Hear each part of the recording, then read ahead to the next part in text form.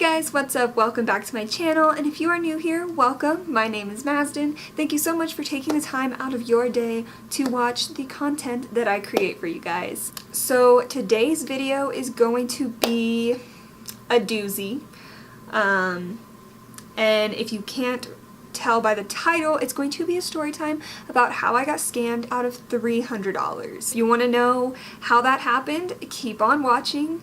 But before we do get into the video, I just want to say thank you guys so much for breaking 900 subscribers. I know it happened like a while ago, but I still just want to send out my thanks, and I'm so appreciative, and you guys are amazing. I love y'all so much. Also, just be sure to like, comment, and subscribe down below, and turn on those bell notifications to be notified of every single time that I post, because it's sporadic. We all know this. So, the story.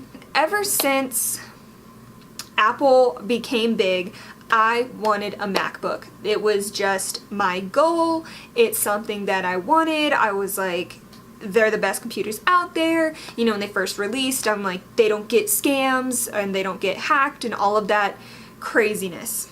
Throughout the years, I've had many a PC laptop.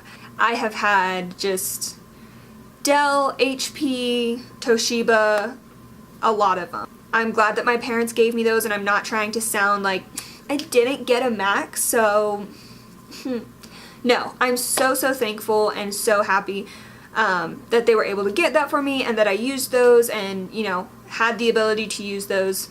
All the way through high school, I had like a touchscreen HP computer. Again, so thankful, not trying to sound bratty or anything like that. Like, it got the job done, it did what I needed it to do. So I was like, okay, cool. Well, then I used that also my freshman year of college. Now, my freshman year, I was a computer science major, so I was coding and doing all this programming and everything like that. Ultimately, it didn't work out. But that's fine. And my computer was getting slower and slower and slower. So I was like, okay, I want to find a new computer, preferably a MacBook.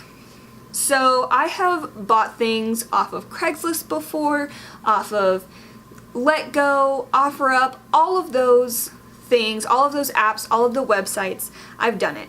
And I've heard about all of the scams and how to be careful and the precautions to take and everything like that. So the summer before my sophomore year, so a year ago, I was like, okay, I'm on the serious hunt for a computer.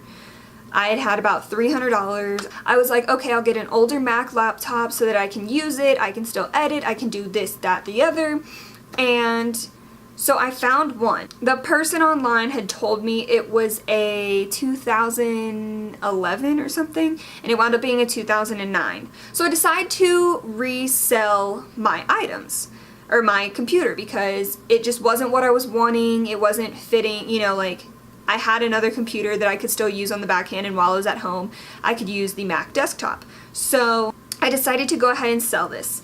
I listed it for about $300. I think I bought it for like $200. I wound up listing it for $350, I think, at first, and then knocking it down to $300. And a lot of people were commenting, oh, well, it's a later model. Can I get, you know, it for this price? And I was like, you know, I'm pretty firm on $300. I was going to wait a certain amount of time and then knock it down if I didn't get any offers or anything like that.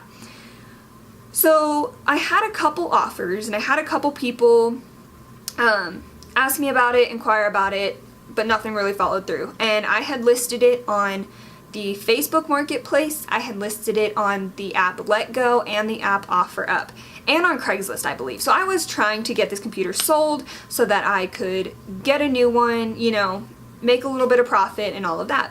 So I was like, okay. So I had it listed on all of these places. Again, people commenting, saying, oh, how about this price? Oh, what about this? And I was like, no. Well, then this person came along and said, hey, I'd like to buy it for $300. I said, perfect.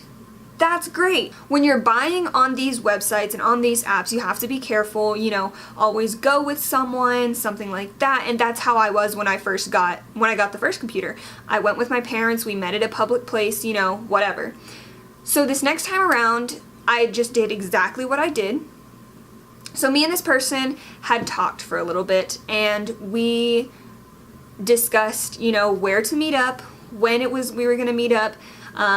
They told me it was their Father's Day gift. These people were driving from a town, I want to say it was like an hour-ish away. Nothing that occurred raised an eyebrow at the time, because in the moment, you don't think about these things. We discussed to meet up at a Barnes & Noble Starbucks that is literally 2 minutes away from my house. So, you know, I wipe the computer clean, take off all my information, take off any information that's on there. I go ahead and wipe it, so that way, you know, it's a fresh start for the new person. Right off the bat, I'm meeting in a public setting, a public place during the day, so there's witnesses if anything were to happen. Secondly, my dad goes with me, and I tell them, me and this person, I'm wearing this, the other person's wearing this, we're gonna be, they say, okay, great, we're wearing this, blah, blah, blah. So we drive to the Barnes & Noble, and we kind of circle around the building, and we notice these people sitting outside, just kind of like smoking a cigarette. Didn't really think anything of it because we're like, whatever. We go inside and we say, okay, we're here, you know, when are y'all getting here? What's the ETA type of thing? They say, oh, we're like right outside, we'll walk in, we'll be there shortly, couple minutes, whatever. So they walk in and they're like, hi, are you Mazden? I say, yes. And it's the guys that were sitting outside, and again, smoking a cigarette, whatever, nothing out of the ordinary. I bring out the computer, it had like a little case and a little wiping thingy for the screen, a little cloth. So I was like, here's the computer, you know, kind of showed him a little bit, showed him the about section, and was like, this is kind of what's going on, it runs great, if you do this you'll be able to log in.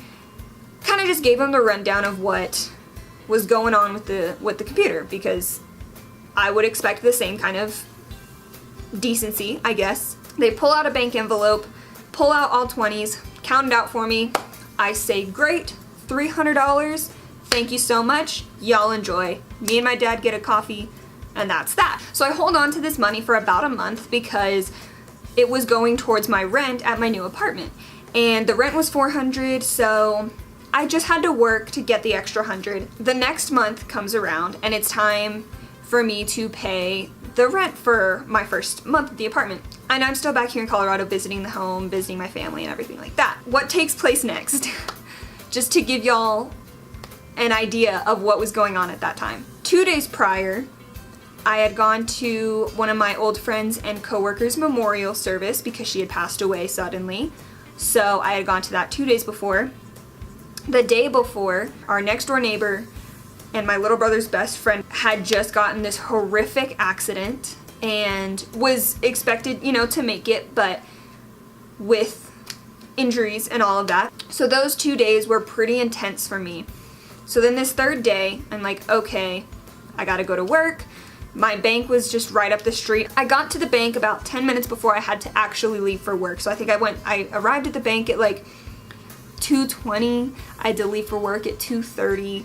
So I was like, okay, just gonna deposit this money, put it in my bank. That way I can pay off this rent, go to work, everything's Gucci. Wrong. Go to the bank and I say, yes, I'd like to deposit $300 into my account. I hand them, you know, the envelope. They go into the back and they say, where did you get this money? And I told them I sold a laptop online and, you know, this is the money that I got. And the bank teller comes up to me and she goes, well, it's all fake. All of it. All $300. Fake. It was in a bank envelope. It was all 20s. And all of it was fake. Hearing that, with the 2 days I had had before and just the shock of it all, I broke down in the middle of the bank. I start bawling. I couldn't even control it at that point. Tears were just streaming down my face. The bank teller's like, it's okay, like, honey, I'm so sorry this happened to you, blah, blah, blah. I was just so thrown off and so caught off guard. I was like, no, like so much other stuff has been happening in my life. Like, this is just the cherry on top, you know, I just can't believe this is happening right now. I'm so sorry. Like, I don't mean to be like this. And they were like, it's totally understandable for you, you know, having all this money and thinking it's valid, and it's not. They're like, it's completely understandable. Don't even worry about it at all. So I wind up sitting down with the lady and telling her what happened. You know, I sold it on a Craigslist-like app. You know, I did everything that I was supposed to. I talked with the person beforehand. I brought someone with me. I went to a public place. Everything seemed fine. It was in a bank envelope. It had all 20s. Like, nothing raised a red flag at the time. We went through with a claim, sent it to the Federal Reserve. Nothing really happened. And I was just screwed out of $300.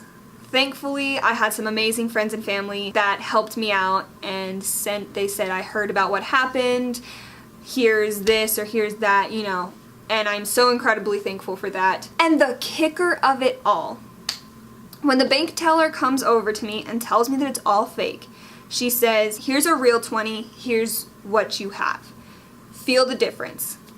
And they felt pretty similar, but the one distinction that she pointed out to me was that on a real dollar bill, the like shoulder pads of the president that's in the bill is textured, whereas on the other one, there's no texture, it's flat, it's just paper. And yeah, so there you go. If you ever want to spot fake money, see if the shirt of the person on the bill is textured or not. I don't know. It was insane. Again, everything seemed normal. Everything seemed fine. Nothing raised a red flag. It was all legit looking and seeming, and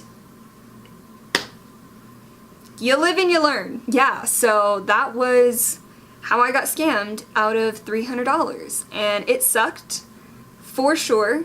But I mean, it taught me something, but definitely, if I ever sell something on those websites again, I will be sure again to do everything exactly the same, except for when they give me the money, especially if it's at a higher price, regardless of if it's 5s, 20s, whatever. I'm gonna go up to the cash register and be like, do you have something that can like test fake money? And I'm gonna just be like, I'll tell the person, I'll be like, look, I'm sorry, I got burned, I hate to be that girl, but I'm not gonna have it happen to me again, and that's that. I hate reliving that moment in my life because it just makes me so angry. And ironically, I go onto the app afterwards, and leading up to the meeting and meeting the person and talking with them and everything, the account was still up. I could still see all our messages. And then, after we met, after I find out this money is fake, I open up my app to message this person, and it says, this account has been marked as suspicious. They have been in some suspicious activity.